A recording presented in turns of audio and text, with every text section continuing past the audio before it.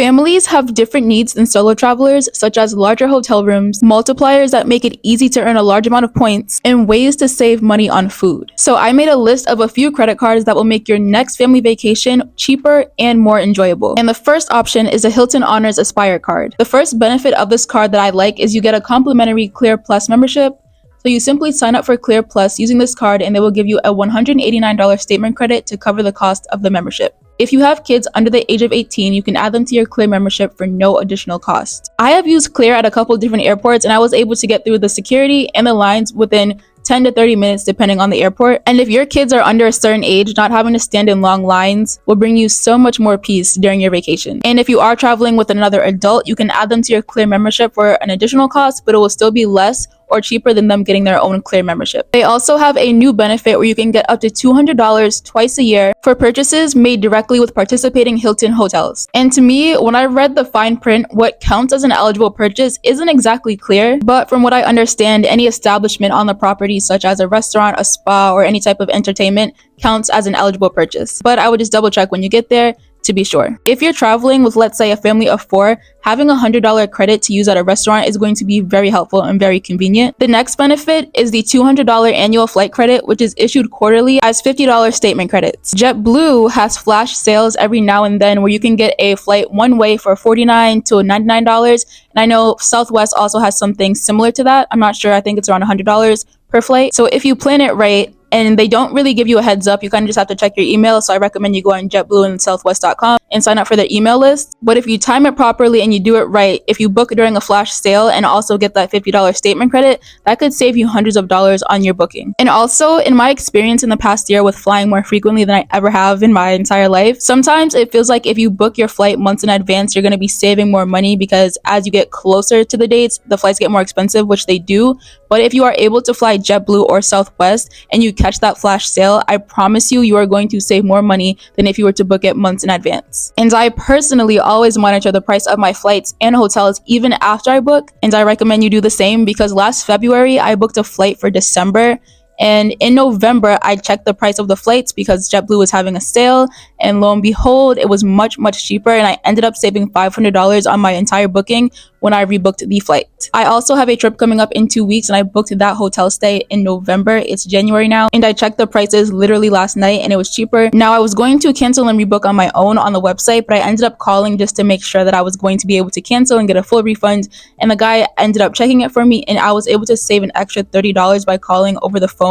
So if I had done it myself on the website, I would have saved $50, but by calling, I was able to save $80. So that's really nice. And I'm going to continue to monitor the prices until the day I check in. So far with the credits I've mentioned, the Hilton Honors Aspire card will save you $789 a year. But wait, there's more. This card also gives you complimentary diamond status with Hilton. Diamond status is the highest status that Hilton offers, and it also includes lounge access, free upgrades, a 48-hour room guarantee, daily food and beverage credit, as well as all the benefits of silver and gold status. I think the 2 perks that will be most helpful for families are the room upgrades and the daily food and beverage credit. Although it does say on the website, the highest upgrade you can get is for a 1-bedroom suite, which if you are traveling with 4 people, sometimes that is not enough space because a lot of times those suites again only have 1 bed, and rooms that have pull-out couches in them are hard to come by. In my experience, the more luxurious hotels do not come with pull-out couches. This card also gives you a free night reward each year you keep your card open, as well as a $100 credit when you book 2 or more nights at participating Waldorf Astoria and Conrad hotels. A card this impressive does not come cheap as its annual fee is currently $550.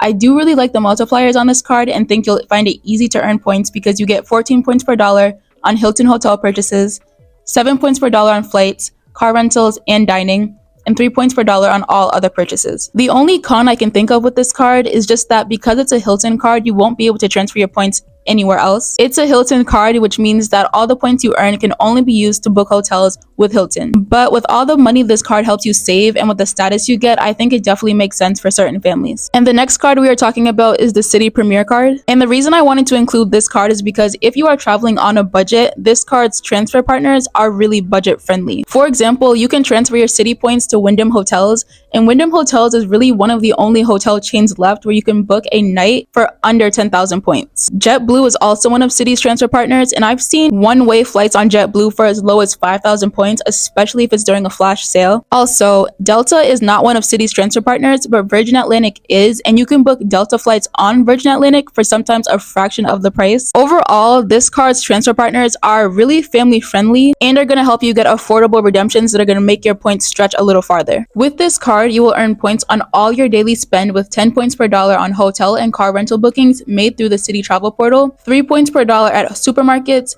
air travel, hotels, restaurants, and gas stations. You will also earn 1 point per dollar on all other purchases.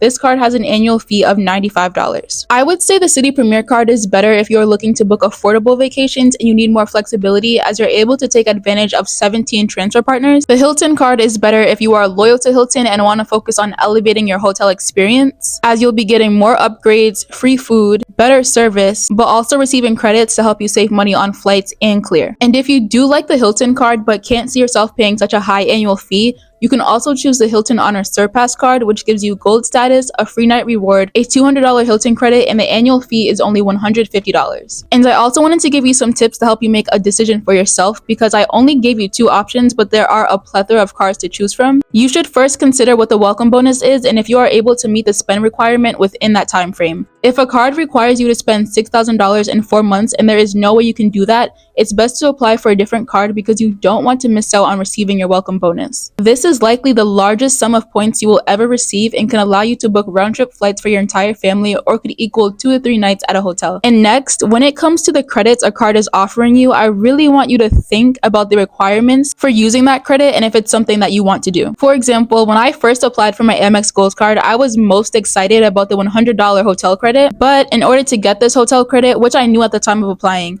you have to book on amextravel.com.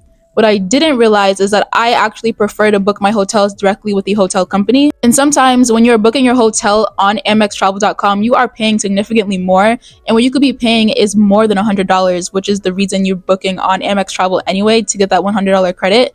So it's really not even worth it sometimes. And in addition to that, as far as I know, with the Amex Gold card, booking on amextravel.com does not get you any closer to status. For example, if I book with Hilton, I get credit for the amount of nights that I stayed, I get Hilton points, and I get Amex points for using my Amex card to make the purchase. Now, if I book with amextravel.com, I don't get any credit for the nights that I stayed, I do not earn any Hilton points, and all I get are Amex points. So just keep in mind that every credit that sounds good might not benefit you in the way that you would like it to. The next factor to consider is the company's transfer partners. Amex, Chase, Capital One, Citi all have different transfer partners. Even though a lot of them do overlap, you might be deciding between 2 cards and you might like one card better, but the other company might have better transfer partners. So for example, if you're deciding between the Amex Green card and the Capital One Venture card, you might like the Capital One Venture card better, but you might like Amex's transfer partners better. Ultimately, you want to pick the company with the best transfer partners, because what's the point of earning points if you can't use them the way that you need to? And also consider if you will have to pay to have additional users on your card if you're looking to share this card with a partner. That is it for this video. Thank you so much for watching, and I will see you in the next one.